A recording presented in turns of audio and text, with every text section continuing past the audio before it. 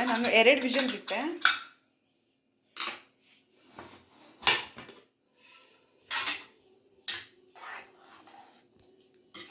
ನೋಡಿ ಎಷ್ಟು ಗಟ್ಟಿ ಆಗಿದೆ ಅಂತ ಹೇಳ್ಬಿಟ್ಟು ಸಾರು.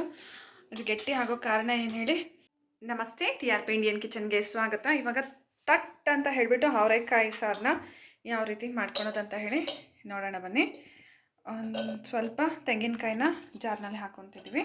ಹಾಗೆ ಒಂದು 4 ಮೆಣಸಿನ್ಕಾಯಿ, 1 ಈರುಳ್ಳಿ,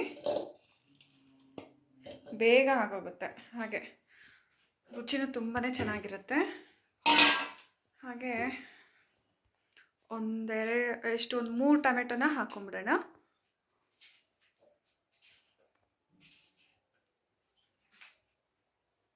ಮಸಾಲೆ ತುಂಬ ಚೆನ್ನಾಗಿ ಬರುತ್ತೆ.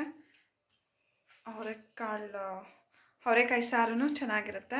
ಇವಾಗ ಅವರೆಕಾಯಿ ಸೀಸನ್ ಆಗಿರೋದ್ರಿಂದ ಈ ರೀತಿ ಒಂದ್ಸತಿ ಟ್ರೈ ಮಾಡಿ ನೋಡಿ. ಎಲ್ಲರಿಗೂ ತುಂಬಾ ಇಷ್ಟ ಆಗುತ್ತೆ.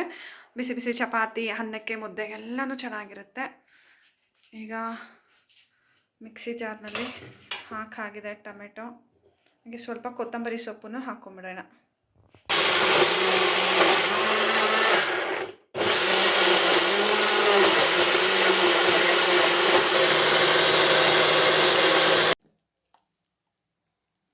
ಈಗ ಕೊತ್ತಂಬರಿ ಸೊಪ್ಪು ಹಾಕ್ಕೊಂಬಿಡೋಣ. ಸ್ವಲ್ಪ ನೀರು,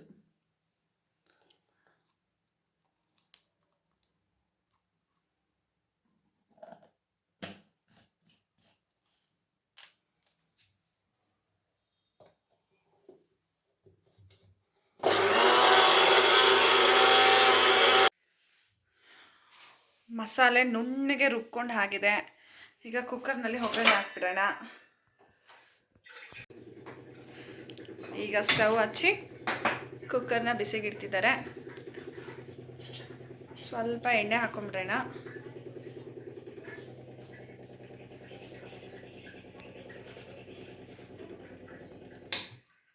ಎಲ್ಲ ಅಡುಗೆ ಮನೆಯಲ್ಲೆಲ್ಲ ಹಾಗಾಗೆ ಇಟ್ಟಿದ್ದೀವಿ. ಪಾತ್ರೆ ಸಾಮಾನೆಲ್ಲ ಏನೂ ಎತ್ತಿಟ್ಟಿಲ್ಲ.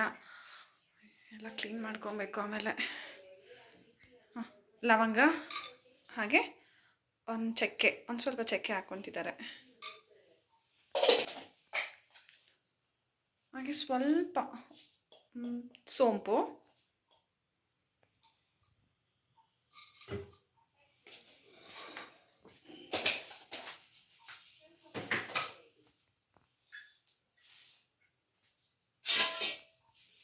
ಹಾಗೆ ಆಲೂಗಡ್ಡೆ ಕಟ್ ಮಾಡ್ಕೊಬಿಡೋಣ.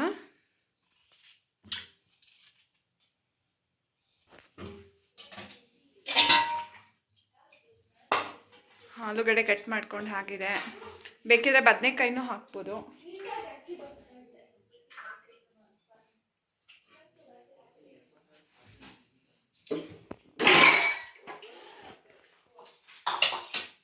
ಏನು ತಿಂತಾ ಇದೆಯಾ?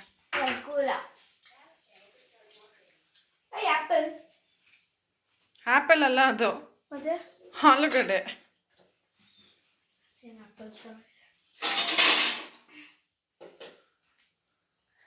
ಹಾಗೆ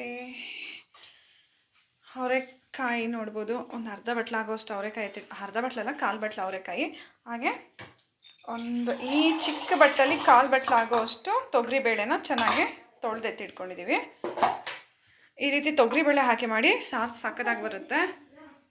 ಹಾಗೆ ಒಂದು ಅರ್ಧ ಸ್ಪೂನ್ ಆಗೋಷ್ಟು ಶುಂಠಿ ಬೆಳ್ಳುಳ್ಳಿ ಪೇಸ್ಟ್ನ ಹಾಕೊಂಬಿಡೋಣ.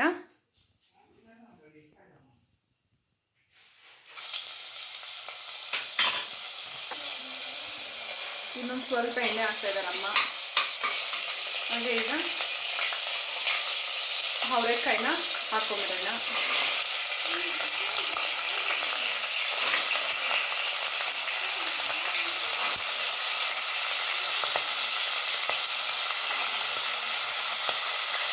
ಹಾಗೆ ತೊಗರಿಬೇಳೆನೂ ಹಾಕೊಂಬಿಡೋಣ.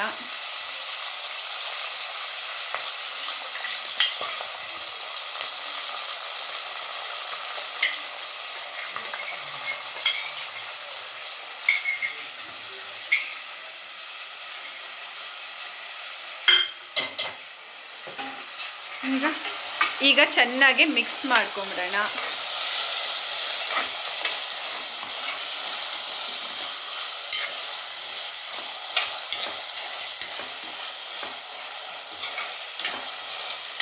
ಹಾಗೆ ಕಟ್ ಮಾಡಿ ಎತ್ತಿಟ್ಕೊಂಡಿರೋ ಅಂಥ ಆಲೂಗಡ್ಡೆನೂ ಹಾಕ್ಕೊತಿದ್ದಾರೆ. ಈಗ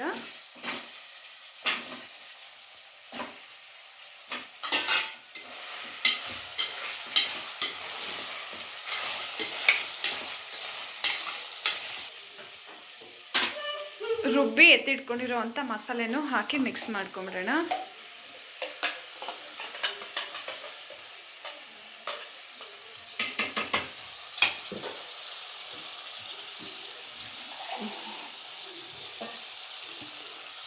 ಗ್ರೀನ್ ಕಲರ್ ಮಸಾಲೆ, ಕೊತ್ತಂಬರಿ ಸೊಪ್ಪೆಲ್ಲ ಹಾಕಿ ರುಬ್ಬಿದ್ವಲ್ಲ, ಹಾಗಾಗಿ ಒಂದು ಸ್ವಲ್ಪ ನೀರನ್ನ ಇದರಲ್ಲಿ ಮಿಕ್ಸ್ ಮಾಡಿಬಿಡೋಣ. ನೀರು ನೋಡಿ ಹಾಕ್ಕೊಳ್ಳಿ. ನಿಮ್ಗೆ ಸಾರು ಎಷ್ಟು ಗಟ್ಟಿ ಬೇಕೋ ಅಷ್ಟು ಗಟ್ಟಿ ಮಾಡ್ಕೋಬೋದು. ಈ ಕುಕ್ಕರ್ನ ನಾನು ಆನ್ಲೈನಲ್ಲಿ ತಗೊಂಡಿದ್ದು, ಪ್ರೆಸ್ಟೀಜ್ ಕುಕ್ಕರು. ನಾನು ಆಲ್ರೆಡಿ ಇದು ಅನ್ಬಾಕ್ಸಿಂಗ್ ವಿಡಿಯೋ ಹಾಕಿದ್ದೀನಿ, ನೀವು ನೋಡ್ಬೋದು. ತುಂಬ ಚೆನ್ನಾಗಿದೆ.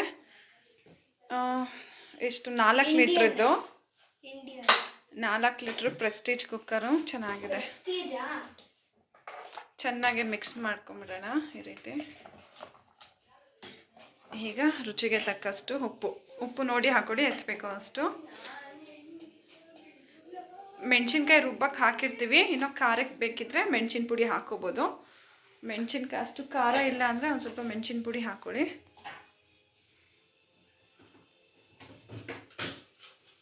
ಹಾಗೆ ಸ್ವಲ್ಪ ಅರಿಶಿನದ ಪುಡಿ,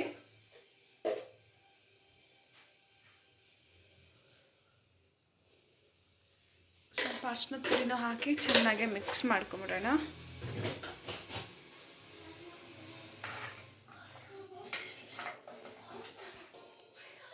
ನಾನು ಹೇಳ್ದಂಗೆ ಎಷ್ಟು ಬೇಕೋ ಅಷ್ಟು ನೀರನ್ನ ನೋಡಿ ಹಾಕ್ಕೊಳ್ಳಿ.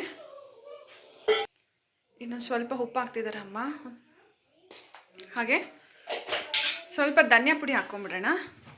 ಒಂದು ಅರ್ಧ ಸ್ಪೂನ್ ಹಾಕೋಷ್ಟು ಧನಿಯಾ ಪುಡಿ ಹಾಕ್ಕೊಂಬಿಡೋಣ.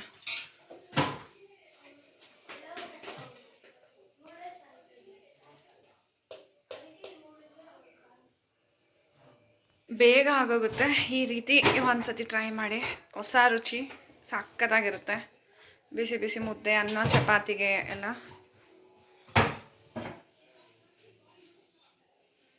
ಈಗ ಮಿಕ್ಸ್ ಮಾಡ್ಕೊಂಬಿಡ್ಲಿ.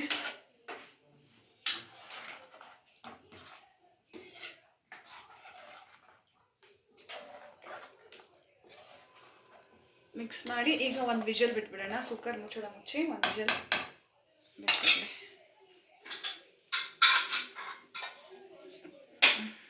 ಕುಕ್ಕರ್ ಮುಚ್ತಾ ಇದ್ದಾರೆ, ಒಂದು ವಿಜಲ್ ಬಿಡ್ತಾ ಇದ್ದಾರೆ.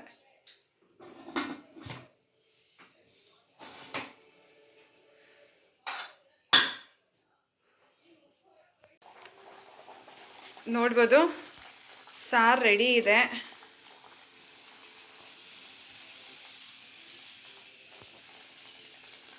ವಿಜಲ್ ಆಯಿತು. ಹಾಗೆ ಪೂರಿ ಮಾಡ್ಕೊಂಬಿಡೋಣ ಅಂತ ಪೂರಿನೂ ಮಾಡ್ತಾಯಿದ್ದೀವಿ. ಒಂದು ಸ್ವಲ್ಪ ಸಾರಿಗೆ ಚೆನ್ನಾಗಿರುತ್ತೆ, ಅವರೆಕಾಯಿ ಸಾರಿಗೆ ಪೂರಿ ಅಂತ ಹೇಳಿಬಿಟ್ಟು. ಹಾಗೆ ಚಪಾತಿನೂ ಆಗಿದೆ ನೋಡಿ. ಚಪಾತಿ ರೆಡಿ ಇದೆ, ಸಾರು ರೆಡಿ ಇದೆ, ಪೂರಿ ಸಖತ್ತಾಗಿ ಉಬ್ಬಿದೆ ನೋಡಿ. ಹಾಗೆ ಸಾರೀಗ ಓಪನ್ ಮಾಡೋಣ. ವಿಜಲ್ ಹೋಗಿದೆ, ನಾನು 2 ವಿಜಲ್ ಬಿಟ್ಟೆ.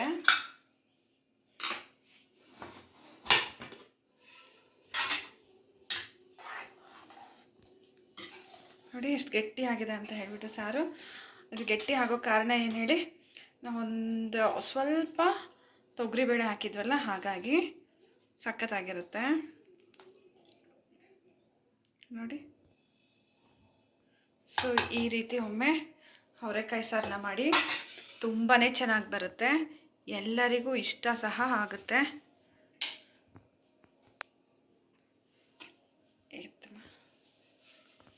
ಬಿಸಿ ಬಿಸಿ ನಾನು ಹೇಳಿದ್ನಲ್ಲ, ಬಿಸಿ ಬಿಸಿ ಚಪಾತಿ ಹಾಗೆ ಪೂರಿಗೆಲ್ಲ ತುಂಬಾ ಚೆನ್ನಾಗಿರುತ್ತೆ.